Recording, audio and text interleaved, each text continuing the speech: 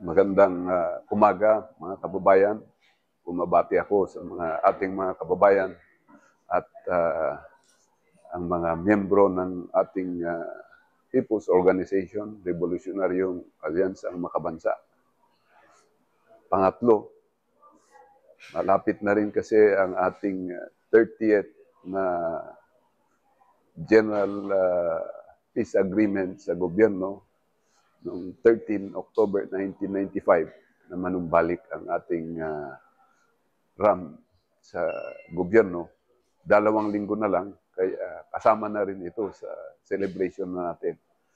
Mahigit na pong 400 na yung mga ating donors or mahigit ng mag 200 liters na mag-iisang taon na natin na ginagawa quarterly na bloodletting, nagbibigay ng pag-asa sa mga nangangailangan ng dugo ng ating mga kababayan.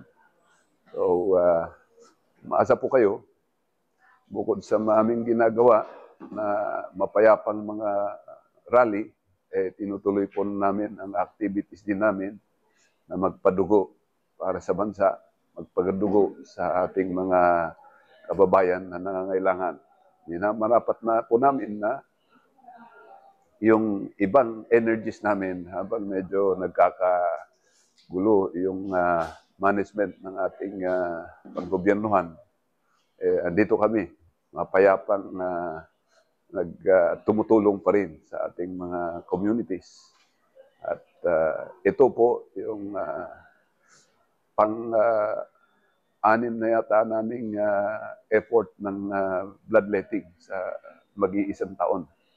At meron pa tayo mas pa ng last quarter. So we are looking forward sa suporta ng ating mga kababayan. Huwag tayong mawalan ng pag-asa. Sana meron mapayapang pag-aayos sa ating paggobyernohan bago tayo mag-end ng 2025. Mga kababayan natin dyan na gustong sumama sa ating bloodletting activity na quarterly, open po ito. Dahil para sa ating mga mamamayan naman natin ito. So, December yung next na aming bloodletting.